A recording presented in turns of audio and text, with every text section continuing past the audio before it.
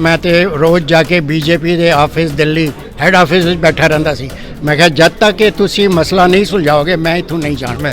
सानू एक अलग धर्म मन्निया जाए। साडा अपना आनंद कारज मैरिज एक्ट हो इंडिया विच वो भी जल्दी तो जल्दी किया जाए, क्योंकि असी ये भी मंग मोदी जी कोलों ह्यूस्टन विच 2019 विच कर चुके हैं। उन्होंने सानू वादा किया सी ते अज दोबारा तो वादा उन्होंने याद दिला और उसकी माफ़ी मंगना एक साढ़े वास्ते बड़ी वड्डी गल है। 84 ਦੇ ਰਾਈਟਸ ਕਾਂਗਰਸ ਨੇ ਅੱਜ ਤੱਕ 40 ਸਾਲ ਬਾਅਦ ਨਹੀਂ ਸਾਡੇ ਕੋਲ ਮਾਫੀ ਮੰਗੀ। ਜਿਸ ਟਾਈਮ ਤੁਸੀਂ ਬੀਜੇਪੀ ਨੇ ਇਹ ਸਟੈਪ ਲਿੱਤਾ 3 ਕਾਨੂੰਨ ਪਾਸ ਕੀਤੇ, ਤੁਸੀਂ ਅਸਤੀਫਾ ਵੀ ਦਿੱਤਾ ਸੀ ਕਿ ਹੁਣ ਕਰ ਵਾਪਸੀ ਹੋਈ ਬੀਜੇਪੀ 'ਚ? ਮੈਂ ਅਸਤੀਫਾ ਦਿੱਤਾ ਸੀ ਕਿਉਂਕਿ ਮੇਰੇ ਦਿਲ ਵਿੱਚ ਬਹੁਤ ਦੁੱਖ ਸੀ। ਕਮਿਊਨਿਟੀ ਰਿਡਿਕੂਲੇਟਡ ਮੀ, ਬਾਈਕਾਟਡ ਮੀ, ਮਸਲੇ ਪਾਸ ਕੀਤੇ, ਕੀ ਫਤਵੇ ਜਾਰੀ ਕੀਤੇ ਮੇਰੇ ਅਗੇਂਸਟ। ਪਰ मैं तो रोज़ जाके बीजेपी के ऑफिस दिल्ली हैड ऑफिस में बैठा रहता सी।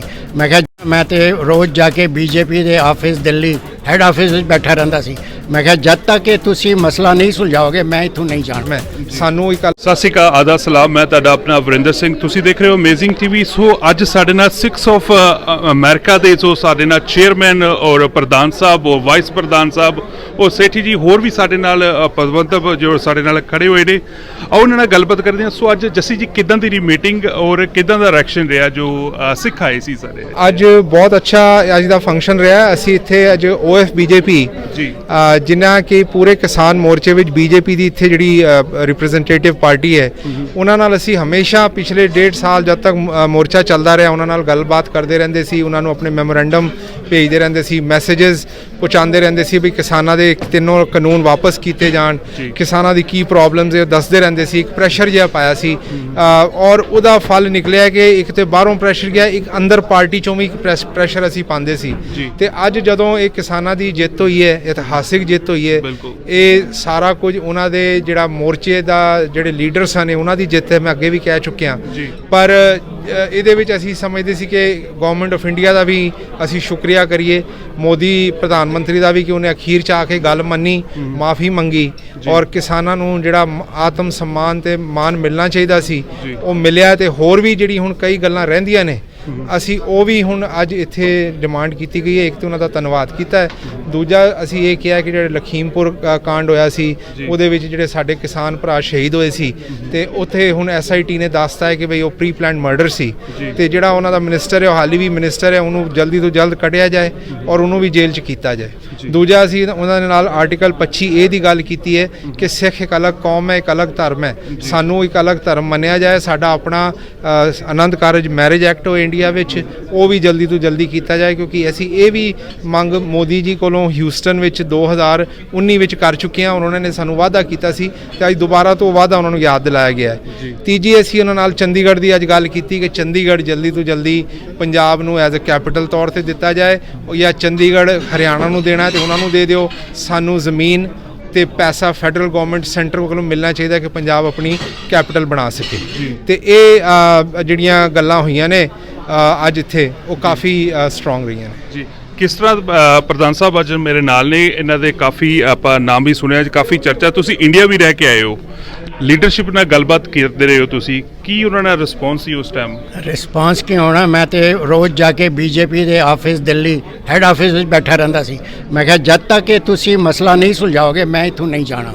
ਔਰ ਅਖੀਰ ਦੇ ਵਿੱਚ ਮੈਂ ਉੱਥੇ ਹੀ ਸੀ ਜਲੇ ਪ੍ਰਧਾਨ ਮੰਤਰੀ ਨੇ ਅਨਾਉਂਸਮੈਂਟ ਕੀਤੀ, which we are very thankful to him and it's very humbling experience for him also, it's a learning experience.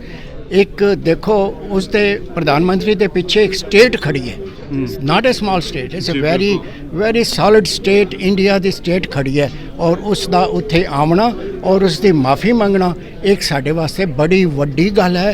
84 ਦੇ ਰਾਈਟਸ ਕਾਂਗਰਸ ਨੇ ਅੱਜ ਤੱਕ 40 ਸਾਲ ਬਾਅਦ ਨਹੀਂ ਸਾਡੇ ਕੋਲ ਮਾਫੀ ਮੰਗੀ ਨਹੀਂ ਰਹੇ ਔਰ ਉਹਦਾ ਇਹ ਵੀ ਫੀਲ ਨਹੀਂ ਕਰਦੇ ਕਿ ਸਾਡੇ ਕਤਲੇਆਮ ਹੋਇਆ ਸੀ।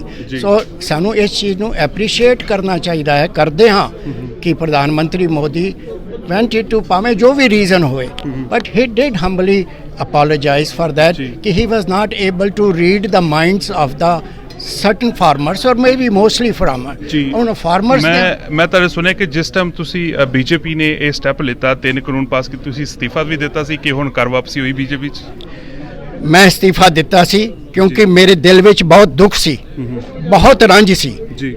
ਔਰ ਉਸ ਤੋਂ ਬਾਅਦ ਮੈਨੂੰ ਅਸ਼ੋਰੈਂਸ ਮਿਲੀਆਂ ਮੇਰੀ ਲੀਡਰਸ਼ਿਪ ਤੋਂ ਕਿ ਇਹ ਤੂੰ ਇਸਤੀਫਾ ਵਾਪਸ ਲੈ, ਅਸੀਂ ਇਸ ਉੱਤੇ ਵਰਕ ਕਰਾਂਗੇ।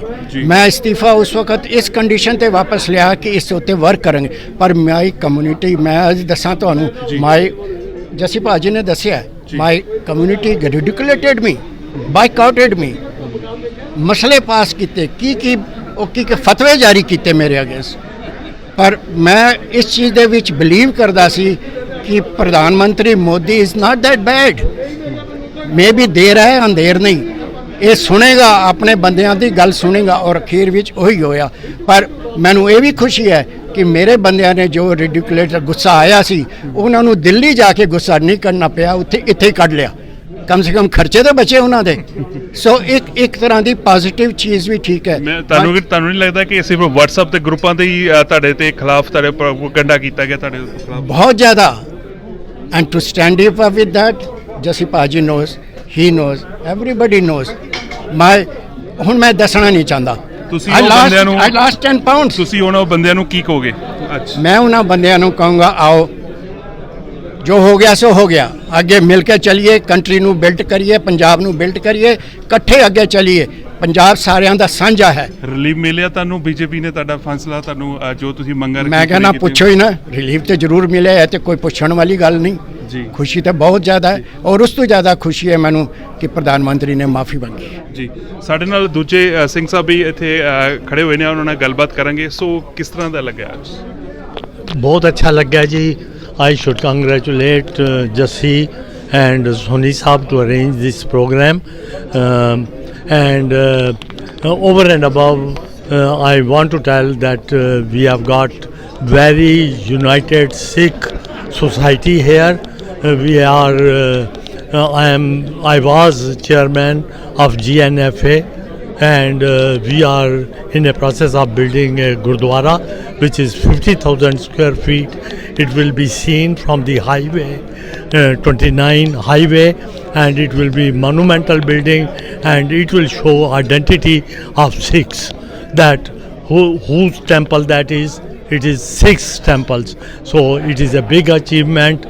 And as far as this resolution taken by the Prime Minister to take it back, I should congratulate Soni Saab to put all the efforts while going to Punjab, and again I am grateful, and I pray to Guru Nanak Dev Ji that Sikhs should unite and respect their religion. Thank you. Thank you. ਸਾਡੇ ਨਾਲ ਨੇ director Sahib six of America ਦੇ। ਅੱਜ ਅਸੀਂ ਇੱਥੇ ਆਏ ਹਾਂ ਪ੍ਰਧਾਨ ਮੰਤਰੀ ਸ਼੍ਰੀ ਨਰਿੰਦਰ ਮੋਦੀ ਜੀ ਦਾ ਧੰਨਵਾਦ ਕਰਨ ਵਾਸਤੇ, ਜਿਹੜੇ ਕਿ ਉਹਨਾਂ ਨੇ ਕਿਸਾਨਾਂ ਦੇ ਕਾਨੂੰਨ ਵਾਪਸ ਲਿੱਤੇ ਨੇ ਔਰ ਮਾਫੀ ਮੰਗੀ ਹੈ। ਸਭ ਤੋਂ ਵੱਡੀ ਗੱਲ, ਉਹਨਾਂ ਨੇ ਮਾਫੀ ਮੰਗੀ ਹੈ। ਔਰ ਅਸੀਂ ਕੁਝ ਆਪਣੇ ਮਸਲੇ ਹੋਰ ਰੱਖੇ ਨੇ ਜਿਹੜੇ ਕਿ ਪਹਿਲੇ ਦੇ ਚੱਲਦੇ ਆ ਰਹੇ ਸੀਗੇ। 25A ਦੇ ਅੰਡਰ ਜਿਹੜਾ ਸਿੱਖ ਰਿਲੀਜਨ ਉਹਨੂੰ ਕੀਤਾ ਜਾਏ, ਅਲੱਗ ਕੀਤਾ ਜਾਏ, ਜਿਹੜਾ ਕਿ ਹਿੰਦੂ ਐਕਟ ਦੇ ਅੰਦਰ ਆਉਂਦਾ। ਅਤੇ ਹੋਰ ਕਈ ਡਿਮਾਂਡਸ ਹੈਗੀਆਂ ਨੇ, ਜਿਵੇਂ ਟੈਨੀ ਮਿਸ਼ਰਾ ਨੂੰ ਸਜ਼ਾ ਮਿਲਣੀ ਚਾਹੀਦੀ ਹੈ, ਕਿਉਂਕਿ ਉਹਨੇ ਜੋ ਲਿਖਮਪੁਰੀ ਕੀਤਾ ਸੀਗਾ ਕਾਂਡ, ਉਹਦੀ ਸਜ਼ਾ ਵੀ ਉਹਨੂੰ ਮਿਲਣੀ ਚਾਹੀਦੀ ਹੈ। ਅਤੇ ਕਈ ਮਸਲੇ ਅੱਜ ਰੱਖੇ ਵੀ ਗਏ ਨੇ, ਅਤੇ ਅਸੀਂ ਫਿਰ ਵੀ ਸ਼ੁਕਰੀਆ ਅਦਾ ਕਰਨਾ ਪ੍ਰਧਾਨ ਮੰਤਰੀ ਜੀ ਦਾ ਕਿ ਉਹਨਾਂ ਨੇ ਆਪਣੇ ਕਾਨੂੰਨ ਵਾਪਸ ਲੈ ਕੇ ਕਿਸਾਨਾਂ ਨੂੰ ਇੱਕ ਰਾਹਤ ਦਿੱਤੀ ਹੈਗੀ ਹੈ, ਤਾਂ ਕਿ ਉਹ ਆਪਣੇ ਘਰ ਜਾਣ ਅਤੇ ਆਪਣੇ ਪਰਿਵਾਰ ਦੇ ਨਾਲ ਰਹਿਣ। ਸ਼ੁਕਰੀਆ ਜੀ।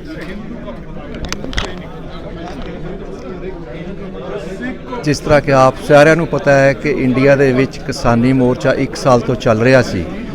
ਜਿਹੜੀ ਸਾਡੀ ਮੇਨ ਡਿਮਾਂਡ ਸੀ ਕਿ ਤਿੰਨ ਜਿਹੜੇ ਕਾਲੇ ਕਾਨੂੰਨ ਹੈ ਉਹ ਵਾਪਸ ਲਏ ਜਾਣ। ਉਹ ਪ੍ਰਧਾਨ ਮੰਤਰੀ ਨੇ ਪਿਛਲੇ ਮਹੀਨੇ ਗੁਰੂ ਨਾਨਕ ਦੇਵ ਜੀ ਦੇ ਗੁਰਪੁਰਬ ਦੇ ਉੱਤੇ ਸਾਰਿਆਂ ਤੋਂ ਮਾਫੀ ਮੰਗ ਕੇ ਉਹ ਰਿਪੀਲ ਕਰ ਦਿੱਤੇ ਗਏ ਸੀ। ਅਤੇ ਅੱਜ six of America the leadership Virginia ਦੇ ਵਿੱਚ ਇਕੱਠੀ ਹੋਈ ਹੈ ਇੰਡੀਅਨ ਗਵਰਨਮੈਂਟ ਦਾ ਅਤੇ ਪ੍ਰਧਾਨ ਮੰਤਰੀ ਮੋਦੀ ਜੀ ਦਾ ਧੰਨਵਾਦ ਕਰਨ ਲਈ। ਅਤੇ ਲੀਡਰਸ਼ਿਪ ਨੇ ਇਹ ਵੀ ਰਿਕੁਐਸਟ ਕੀਤੀ ਆ BJP ਨੂੰ ਕਿ ਜਿਹੜੀਆਂ ਸਾਡੀਆਂ ਹੋਰ ਡਿਮਾਂਡਸ ਹੈਗੀਆਂ, ਜਿਸ ਤਰ੍ਹਾਂ ਕਿ ਚੰਡੀਗੜ੍ਹ ਦਿੱਤਾ ਜਾਵੇ ਪੰਜਾਬ ਨੂੰ, 25A ਹੈ ਜਿਹੜੀ ਕਿ ਸੈਪਰੇਟ ਜਿਹੜਾ ਸਾਡਾ ਦਰਜਾ ਦਿੱਤਾ ਜਾਵੇ ਸਿੱਖਾਂ ਨੂੰ, ਆਨੰਦ ਕਾਰਜ ਐਕਟ ਹੈ ਜਿਹੜਾ ਅਮੈਂਡ ਕੀਤਾ ਜਾਵੇ, ਅਤੇ ਟੈਨੀ ਮਿਸ਼ਰਾ ਜੋ ਕਿ ਲਖੀਮਪੁਰ ਦੇ ਵਿੱਚ ਇਨਸੀਡੈਂਟ ਹੋਈ ਸੀ ਉਹਨੂੰ ਅਰੈਸਟ ਕੀਤਾ ਜਾਵੇ ਅਤੇ ਬਰਖਾਸਤ ਕੀਤਾ ਜਾਵੇ। ਇਸ ਕਰਕੇ ਅੱਜ ਸਾਰੀ ਕਮਿਊਨਿਟੀ ਇਕੱਠੀ ਹੋਈ ਸੀ ਧੰਨਵਾਦ ਕਰਨ ਲਈ ਮੈਂ ਸਾਰਿਆਂ ਦਾ ਧੰਨਵਾਦ ਕਰਦਾ ਜੋ ਕਿ ਅੱਜ ਇੱਥੇ ਪਹੁੰਚੇ ਹਨ। Namaste, Sat Sri Akal.